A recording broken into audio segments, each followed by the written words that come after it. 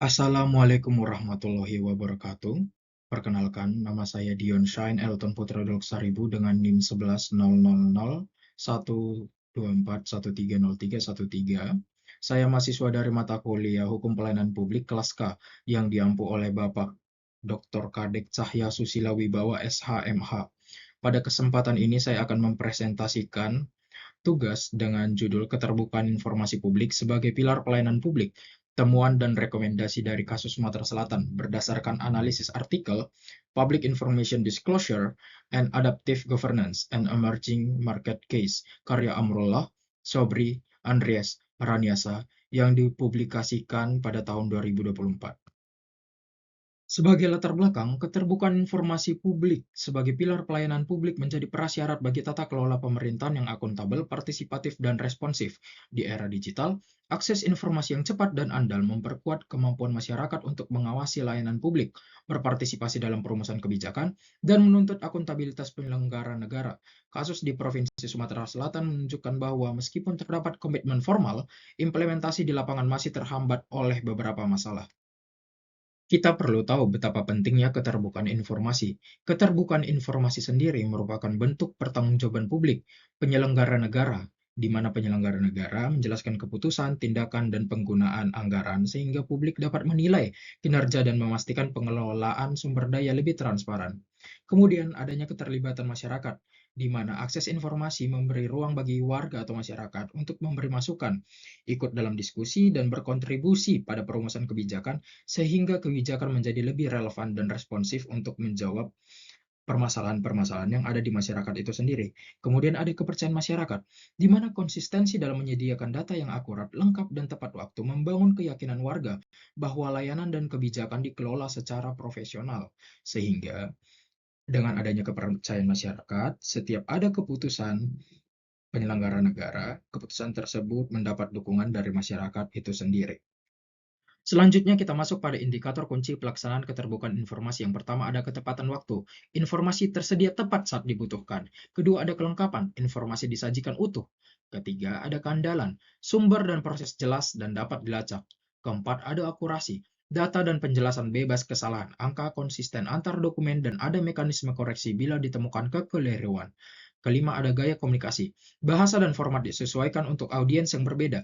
Ringkasan lebih sederhana, adanya infografik visual, dan data mentah untuk analis agar informasi dapat dipahami dan digunakan. Keenam ada kecanggihan sistem ICT, platform dan teknologi mendukung akses dan keamanan. Fitur pencarian, unduh data, API, dan backup memastikan informasi mudah diakses dan terjaga keberlanjutannya. Kita akan melihat hambatan dan tantangan. Yang pertama ada eksklusi informasi, di mana sebagian kelompok atau topik sengaja atau tidak sengaja tidak tercakup dalam publikasi sehingga masyarakat tertentu tidak mendapat akses yang seharusnya. Selanjutnya ada manajemen tidak terintegrasi. Data dan proses tersebar di banyak unit tanpa koordinasi, menyebabkan duplikasi, inkonsistensi, dan kesulitan menemukan informasi lengkap. Selanjutnya ada resistensi internal pemerintah, di mana pegawai atau unit menolak membuka data karena kekhawatiran, adanya budaya tertutup atau prosedur birokratis yang menghambat transparansi. Selanjutnya ada aksesibilitas terbatas bagi publik, di mana saluran dan format informasi tidak ramah pengguna sehingga kelompok tanpa koneksi digital atau kemampuan teknis sulit mengakses data. Selanjutnya ada keterampilan digital dan literasi informasi rendah. Banyak pengguna dan beberapa petugas tidak memiliki kemampuan membaca, menilai, atau menggunakan data sehingga informasi yang tersedia tidak dapat dimanfaatkan dengan baik. Atas permasalahan tersebut, adaptive governance merupakan solusi, di mana adaptive governance dibangun dari tiga komponen yang saling memperkuat, yaitu kolaborasi, di mana membuka ruang dialog yang nyata antara pemerintah, masyarakat sipil, media, akademisi, dan lembaga pengawas, sehingga ekspektasi pemohon informasi menjadi jelas dan keputusan publik dapat diverifikasi dari berbagai perspektif. Selanjutnya ada fleksibilitas, di mana kemampuan pemerintah untuk menyesuaikan dan merespons perubahan lingkungan, serta tuntutan masyarakat secara cepat dan efisien. Selanjutnya ada pembelajaran, di mana mengambil pelajaran dari pengalaman masa lalu, baik keberhasilan maupun kegagalan, yang kemudian digunakan untuk memperbaiki perancangan dan pelaksanaan kebijakan keterbukaan informasi di masa depan. Sebagai solusi, adaptive governance menyatukan ketiga komponen tersebut ke dalam kerangka kerja operasional. Ia mendorong pembentukan forum multipemangku kepentingan untuk klarifikasi kebutuhan dan verifikasi informasi, kemudian menetapkan standar publikasi berlapis, yang menyertakan ringkasan, visual, data mentah yang dapat diubah sesuai konteks, dan memasang siklus monitoring evaluasi yang mengubah temuan lapangan menjadi kebijakan dan pelatihan konkret. Dengan pendekatan ini, setiap hambatan baik teknis, budaya organisasi, maupun keterbatasan literasi ditangani secara simultan dan terkoordinasi, sehingga proses keterbukaan menjadi lebih responsif, inklusif, dan tahan terhadap perubahan teknologi maupun tuntutan publik. Sebagai rekomendasi bagi pelayanan publik, maka pelayanan publik dapat menerapkan adaptive governance sebagai kerangka kerja operasional, menjadikan kolaborasi fleksibilitas pembelajaran sebagai prinsip kerja di seluruh unit layanan. Kemudian membentuk forum multi pemangku kepentingan rutin untuk menyelaraskan kebutuhan pengguna, memverifikasi informasi dan menangani sengketa lebih awal. Selanjutnya ada standar publikasi berlapis, di mana setiap informasi layanan harus memiliki ringkasan populer, infografik, dan dataset terukur.